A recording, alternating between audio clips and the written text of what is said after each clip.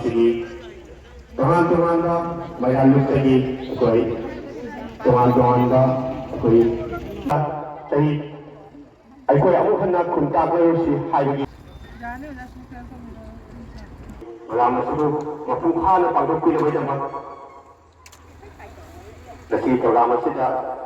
तोान तोान look क्या मत क्या पांगुरे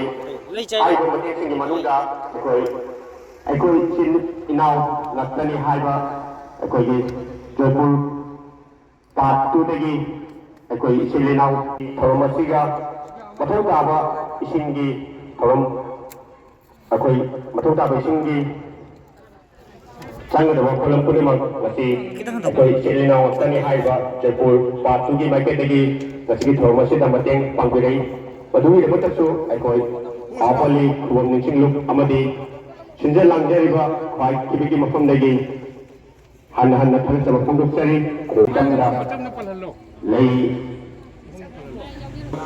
लई हुपदा जामना तो मातु मफमदा लई हुपीरगा बयाम पुना थंगिजेदना कमैती हाइबा जाति अमा हाइबदु अखोई ओमिना चाइदना इला थुगिजेबुलेना अखोई मसिगी सुबह महाराज गंभीर सिंह की थोरम कसार कमंगा चही तरे खुदाकुगा मई लेनरीबा अदुम लबो मफम ओइबा औपली आइबत खुबम असमकदा बयाम पुन्ना कसार की तनतना इवन मापल लाल आदिबा कोई मनपुर की तेगी लेगेबा जाके अमीनना नसीगी थलसे कोई अनुचरी प्रोग्राम से अवधि लोफावतन अनुकूल साइडना हन्ना यांफंदा स्पेशल गेस्ट की फम लांगदा लाइटिंग बिरिबी मुतुमरिना काउंसिल ना इकाई कुंदबो चरे एकोगी लेंजाल फीनो इकाई अकादमी लेवडेली बुसु एकोगी लेंजाल फी अमना गोप ऑफ असम ओजाबुसु ngasi lengzan piyamana ikai kumna bouchari piyamana ikai kumna bouchari lengzan piyamana ikai kumna bouchari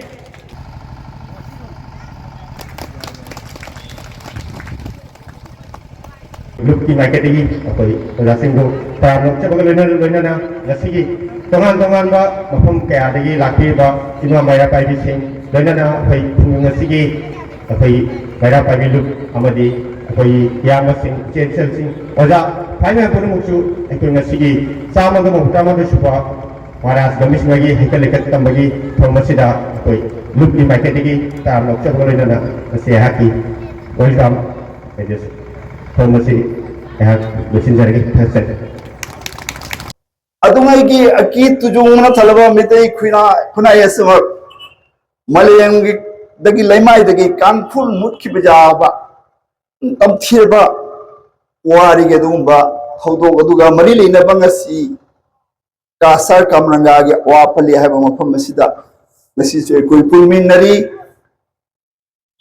ekoi amuk hanna khun tak laroi haiba wahai ningsing menari ekoi Malayam sin leiba masing yang hwa miam laksida khutok amakhak tang leiba maitei ko ba Kanglupasi da magi punsi kanglupasi ki punsi khungsa sida singna ba kayam laki singna ba kaya kya laki makoi ki singna dugi marata sahi taret khuntak pa habisi yam tamthiba aki tujungna thallaba aikoi ki khuna esma khoi ki kanglupasi ma malayam gi lemai dugi mut ki bijaba adugu ma thudo gamani adugu matam nugi laiyoi khaba ipai pul singduna makoi ki Haksan na tubum na kasagi jeng na lamba pa ba tur ba so ma hot pa ngamagi thauna leba spirit of resilience saidna tur so amo khana hugalaga madu hanu dagi hena ma pangin kan ba khuna ro na segatna ngasi phoba khoina inglak libsi matam dugi pai pu sing dugi khudo ni habda haimen ba thoi aduna matam dugi khuna dura Singnaba kaya aduna pungchai China pungtoi to ne hetrabasu mama leba maramdam Manipur bung sijaba mathauna leba pai pu sing adugi un siwari makoina toramba thabal thoram sing asi ning sing maraba koi ngasimak yamna tangai phadaba poster gamane ekhoi makhoina matamdugi pungchai jarba khunai duda punamak tasan khomjal laga punamak pu saigi thengnaraga anoba miro nama anoba khunai ma pangan ma miro yam segalak pado ngasi su madugi spirit of resilience to ngasi gi thengnariba challenges mayam rakchida chamna mathau tai haidna ngasi इतिहास की मफम अखोई पुनबगी अखोई खनबगी खुनाई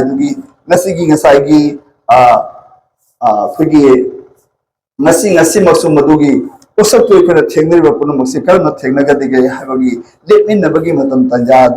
चाम मथौ ताब्रा है खलजई मसी हाइजरगा याकी ngasiगी मिफम मसीगी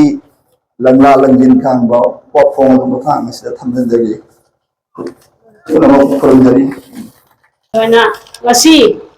मयामना खंगरबनी महाराज गंभीर सिंह कनानो हाइबा चाही तरे खुंतापदा मणिपुर इमा सनाले बाता चाही तरे खुंताखिबा मतमदा अवालाना खुंताखिबा मतमदा ngasi सिंह अमसुंग गंभीर सिंह मसी मना निंगौ सिंह खुलोन ऐतिहासिक ओइबा वारी ngasi kamangha ge awabali khubam masiga ahansinna tapiramada chayom phumi hai awalan landerapada adu ngasi devi rampak chandrapurda khubam manasu sagre masiga gambir singh nara singh machin manauna leiraga lami khomi lami semdana manipur ko amuk awalan handan ki aduna manipur khubam amuk pan ki अजी मची मनावना lambda मसीगा कसा lambda मसीगा लेंगा नसाई bonus पन्नी गरे लेंगवन भी पाना चिंगबा अदुवेगी गे चंद्रपुर न चिंगबा अवापली कमंगास न चिंगबा इंधौ सिंह लेरम लेरम मफम दगी हंदक तसु लेपा पुगिदना मै हजी मणिपुर दसु चाव न पांथोकरी थौरमसी अदुना अखोय ngasi इनिंग थौ सिंगसेना कसा लमदम सिगा चलक्तना मखोयना अखोयबु सुमायना अमुक लेबी सेमना मणिपुर बु अमु हंदनना पालमद्रगदी अखोय ngasi मैतै है मैतै से अखोय कसादा नते मणिपुर मफम खुदिंगमता मैतै की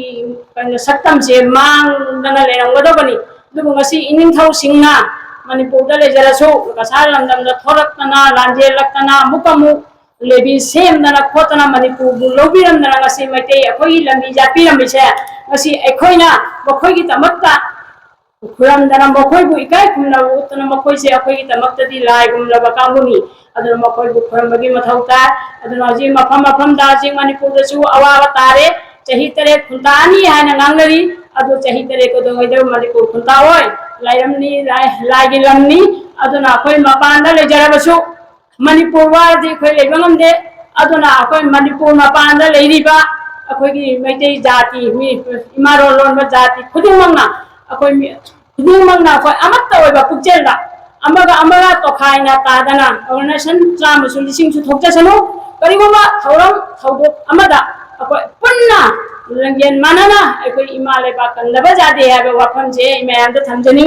अखोय अमगा तौजरबसु ngasi मणिपुर वारे मणिपुर कुकीना लांदारक्तना वारे अखोय इमाले बा लंदम जे वारे अदुसो अखोयना पालमदम देवी अंगंबा मतेंग पांगनो होनरिसे असुगुमना अखोय अमत्ता ओइबा पुक्चेल लिचेन खैजेन अमत्ता ओइना लेबिनसे हाबा वाफम से थमजरगा आई मयामदगी अदुम बिदाय लौजर अखोयना ngasi हारिबा अवापली मसिका लांदम सादना लेरंबा आई ngasai lakpada adum akoy mapam singdo wari tawjebani matamam dadi masi mafam je yamna landam sabada yamna khudong chagadaba mangda chin turen ningdasu habachin manba matamadu tadi shoydamugi mongshong nara permani adubu laitem manarba amangagi kunjaya sida masigumba matamadu da lanmi singna makoy masida landam sadana leiraga manipur bu kannaba hona kibado masi tasena matamadugi hibamada mitu shelaga khanna jeru matamda masi mitta mitangda layak kumna power pogum ekoda ubu pangani ene khali sedana aduga masida aina haje mini bisina ngasi cham ga marfu mat tarama thor suba inning तो गंभीर सिंह अबू एकोइना यामना कन्ना थवाई ताना मणिपुरी जाति नि निंगसिंबगी मरम करिनो हाइबसि मखोय खमिनबो दरकार होय तसेंना मणिपुरदा पानग्रिबा एकोयगी निंगथौ असे नोंदा लायन पाखंबदगी 33 AD दगी हवलगा बुद्धचंद्र महाराज फावदा निंगथौ मुसराग मरीना मणिपुर को लेनाखिबनी अदुगी मनुंदा थेंगांग मतम मतम दुगी चिंग तमगा अमसुंग जुंथंग नबा लेबाक सिंगा लंगी नत्रगा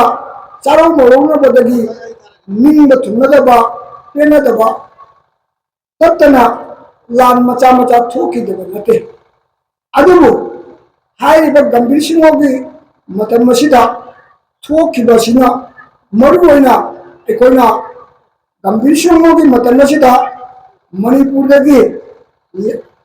मणिपुर कन्नबगी दमकता असारदगी बोराक तंपाकी खंगैरबा मथौ नाफरबा मतम मदुगी नहारोन अहलोन कया अमसुंग मणिपुर की मथौ नाफरबा लामी कया का खुशम नरगा मणिपुर लेबी सेंदुना स्टाफदा लिसिंग अमगा चानिपानगा कुन मंगादगी खोंसान खिबुना मणिपुर इमा कनबिया अनखिबछा मधुमकना कलमद्रगदी मसी एकोय मणिपुरी ओना लेरमदबसु जाय मरमदुननी एकोयना गंभीरसिंहोना पाइदगी आइदी एकोयना निंगबगी मरम ओइरिसै हाइबा तसेंना महाराज गंभीर सिंह महा ना अहानबा निंथौ हम पाइखिबसिगी लिसिंग अमगा चानिपानगा कुनमाथोय दनी अदुबु हारिबा चही सिमक्तदा लाइबक थिबदगी अवादी मकुत्ता मणिपुर से कुदुम चनखि मसिदगिने एकोयगी गंभीर सिंह महाराज अमसुंग नरसिंह होय एकोय बोरा तंबालोदा लेंथोरखिबसे अदुना हारिबा लिसिंग अमगा चानिपानगा कुनमाथोय दगिना अमुक अनिसुबा माना निंथौ ओइबसिना अमुक लिसिंग अमगा चानिपानगा कुनमंगा हारिबा लिसिंग अमगा चानिपान कुनमाथोय दगिना कुनमंगा फावबा मसिदनिसे एकोयगी चही तरे खुटा पाइबसे अदु चही तरे खुटा पसिदा मणिपुरदा निंथौ पानखिदबगी नते पाली मखोइसिंग अदुदी बर्मागी लाई फदिबीगुमना फमलगा बर्माना लेनाक चलाइखिबदुनी अदुना हारिबा चही तरे खुटापगी सहयोगदनी एकोयगी मसी मणिपुरदगी लामी कया जाइरीदा खुबाकदा लेंदुना पुदुना हुजी बर्मा एकोयदा खंगरिबा म्यांमार असिदा उदा लेतादुना लेरिबसिंगे मखोगी चारोन सुरोन नातन तसेंना हारिबा चही तरे खुटापसिदा मणिपुरदा पालंबा बर्मा गी मटिक मगुन लेरबसिंग अदुगी उतुल लोइना सानादना लेरम निंगौसिंगी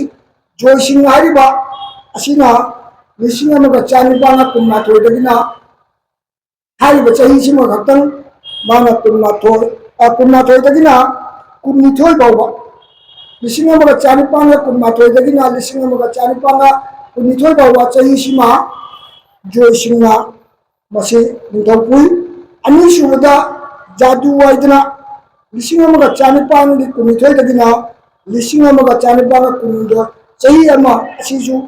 बर्मागी कंट्रोल दा निंथौय मथंदा राघव आइदना लिसिंग अमगा चानिपानगा कुननिदोदगिना लिसिंग अमगा चानिपानगा कुनमरी फावबा पुई मथंदा भद्रा आइना पुई हारिबा मियोय मरी असे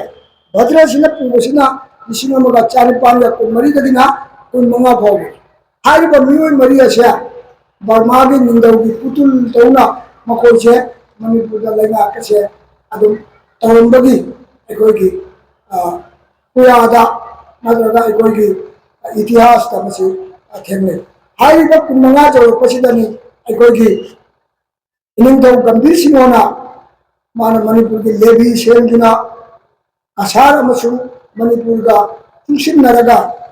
चौबा लामी बेंगोल तौदना चटखिदुना अखोगे मनपुर अमुक कनगिबसे मरम अदुना हारिबा मनपुर से मतम अदुदा कलमद्रगदि मसी कोई सुमाइना फमिनदना मनपुरी अमनी मैतै मचा अमनी हाइना लैरंबगी फिल्म असे खरा वाना थोंगनी होय अखोगी लुक असे अतोप मओंग अमदा लैरंबसु जारमनी अदुदा ख्वाइदगी नुंगाइरिबदि हाइबा गंभीर सिंह असे अदु मथौ नाफो मरिंजन फरबा इनिंग थो असे महा अखोगी चुमना लामदा नद्रगना हेदोना है चन्मिना अनाबना माग लेखिदब नते मयामना खंबिरिबजुने माकी लेखिदबसे हुजिकसु मणिपुर यूनिवर्सिटी के नोंपोक थंबदा अखोगे लंगथबा नायना लेरिबा मफम मदुदा माक न थुक्किबगी मदुरा निंसिंग फुरा हुजुबाउले ngasi sisu मणिपुरदा यामना फजबा अचौबा सरकार यावना पांदोकबा प्रोग्राम चथरी मसे इवेंट डॉक्यूमेंटरी फिल्म अमा बाउबा उथोकपगी एकोना ताबा फंगी अदुना हारिबा इनिंगथौ गंभीर सिंह ओसे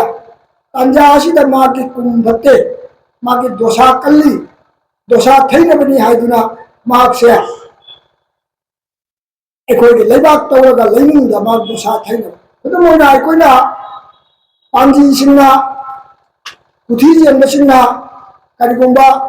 दोसा लांगबन फत्रगदि एकोना गोनो तौरगा आइदि एकोय तौथोपा लाइदा कथोपा हादोपा खयोम लापा अदुना चिंब तौरिबा अदुमाइना हारिबा इनिंग थोरसिसु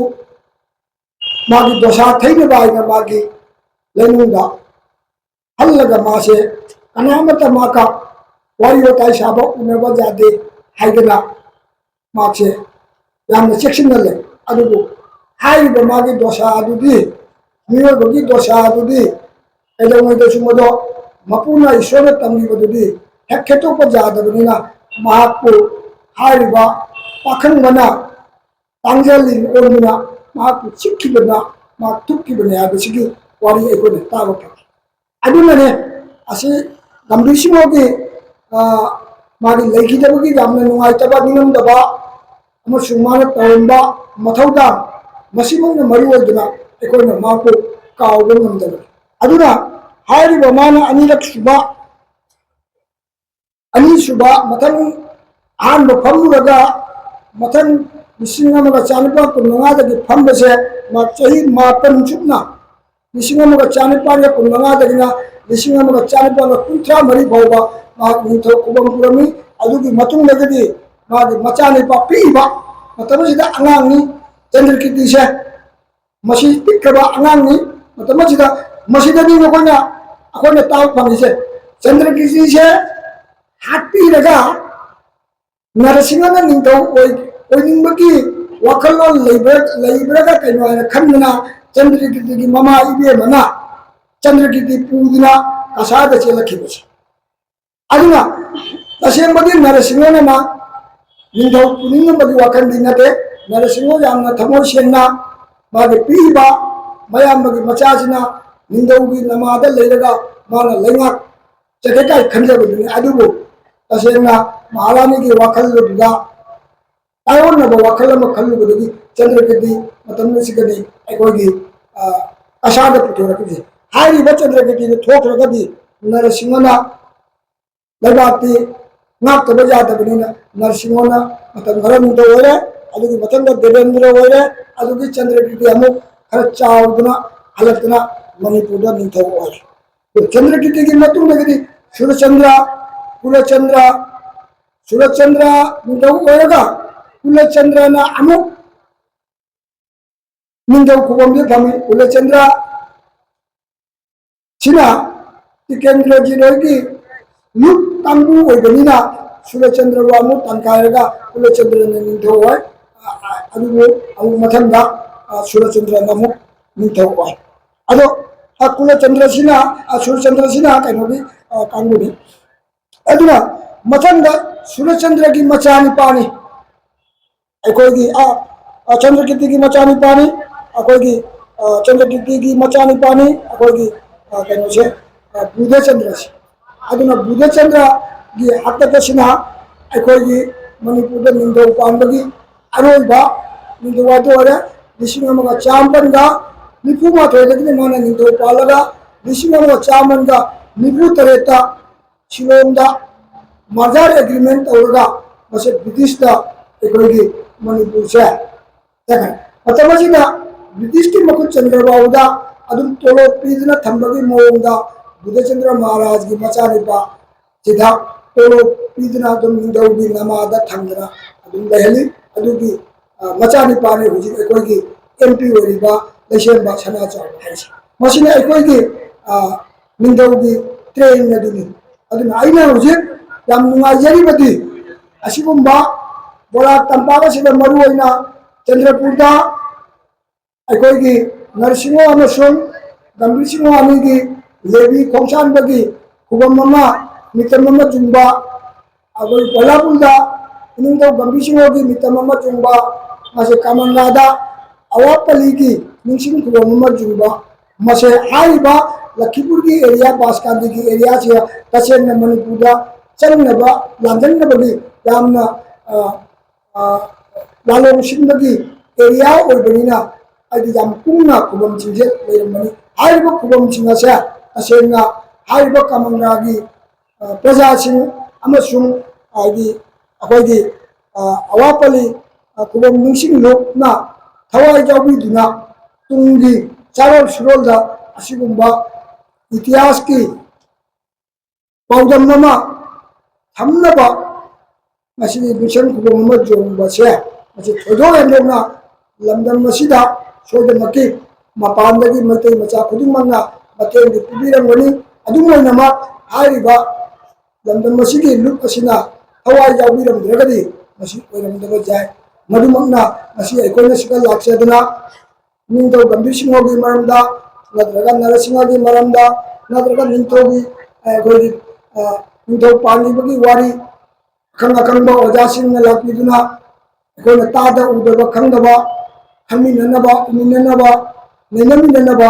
अमग प्लेटफॉर्म अमा सेमीबसे मसि थोयो हेंदोना अखोइगी तामना लंदन मसिदा मतिक मगुल लेरबा श्री श्री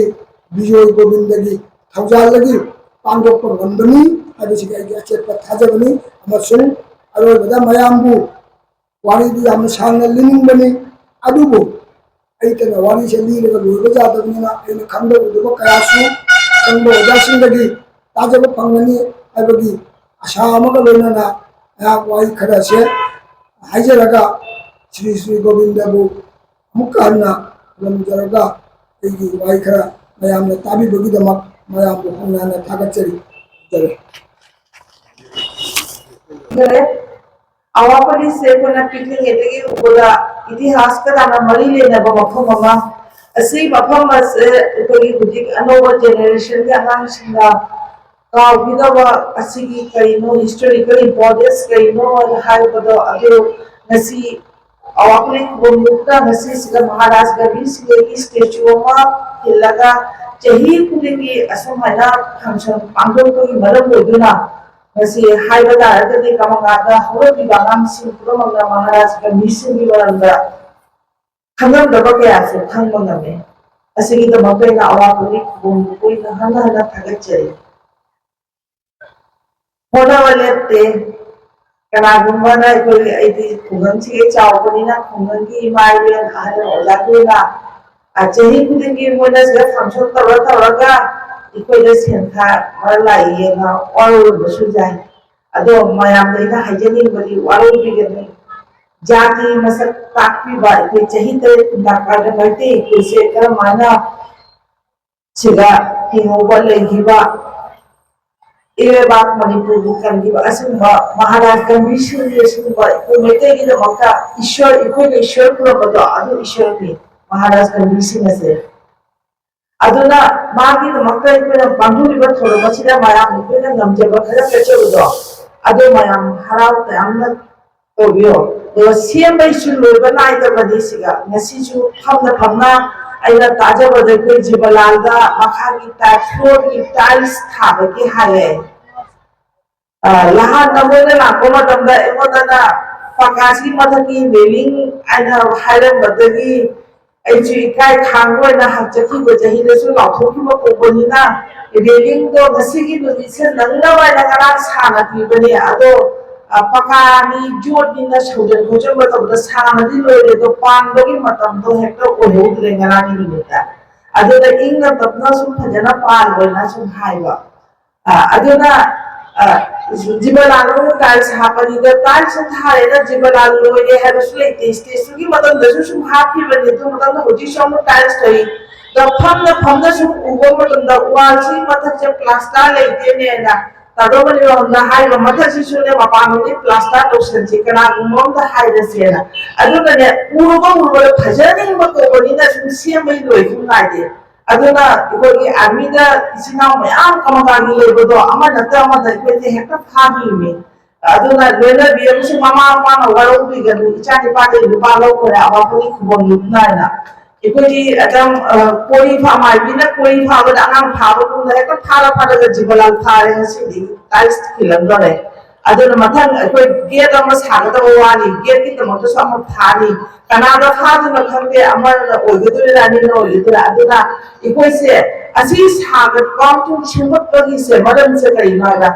ओजे इकोई से जम प्रेसिस पियता मसा मसा की जाति मसा खंगन मथौता कल्चर खंगन मथौता असी पुंग से कोई मथौता बदिना असी आवले द मफम असी द कसानम दम से कोई ना आवले से कोई की सिगाम स्टेचू लिंगे चंद्रपुरा में लिंगे असी को मसे इकोई जाति मसक खंगन लिंगे मैते कोई लग सिगा कसाना मैते ताई है से ngasi garang wari natiaba hujik ikoi ko mapani foreigner ne asami tho khoro di manipur la kuniga na habdo jaroi da bane maharaj gambhir singh ki wari ne ko je simshi gi kaya mamang de le bane da tum sak tak to bane history ho ri ikoi gi sana khona bai ko chmana asi to base look omagi makha da pangho ko se ihom na ho de mi na se donation su paha ha ko aduna gambhir singh ki class ana ikoi gi memory ikoi siga class समस्या में कोई चाहत लंगी में आम थको तबक छोट छोट ना फुलगी होबो भी बांगांग सिंचो लाकनी ngasi asai हाइबो ngasi की सबास के को लाइसे अहल मन इमाय पेंट न तिन बोय असि से मथो तारी जे होबो भी बांगांग सिंगी भी मिसा सिंगी को मिसा सिंगी दा मथो तावने महाराज गंभीर सिंह की असीम महाराज गंभीर ngasi लगी दे बड़ी जैसे पांगो को लोना इकोना थोड़े पांडम से समाज से सुख कमाना चिन्ह कमबा समाज से सुखी कमाना काना हम कमबा असिने ईश्वर कुंबा असिंबा बी अमना जातीय मु हिंगलम जातीय मु मसक ताकिरमदो अदुराना मागी इकोगी मशु मसा होने इकोने सुबुदी हौरपीबा तुंगा लापदो इचा इशु मयाम दी दमत इकोजु मोदु लंजिंग बिबोने इकोजु थोरम खदि पांगो मथोता मतम तो का ब्रिटिश के मदन करोड़ का इकोगी आवाम ताबुक को लाइना हौजी के मतम लदी कोने तो बे पांगो तो हो सके नेदा काम माइना कोचिंग पीरगा करम माइना ट्रेनिंग पीरगा आंगान सिंजा हाउ पर जालो हेलगा गवर्नमेंट की जॉब जहन बखंगे गवर्नमेंट की फैसिलिटी हम बगादे असि हो बगी इकोगी लंबे जे ताकीबो मथोता इकोगी हुजी आवाल इतरे ब्रिटिश लेते लंच नोंगा लेते न जाते इकोई मतम हुजी लान दी कोई असि इसानी इसा कल्चर नाक पर इसा जाति खन बांसुम लेरी बबितो मयांग चक्रम हाइले कोई मानना चक्र कोई जमांग थाना चक्रम भाई कोई होती बांगांग छिसे मोदी मति चाबो मफम ओमो बिहेन बना मदो अदुसु लान मखन मदि कोई थोदा मखन मदि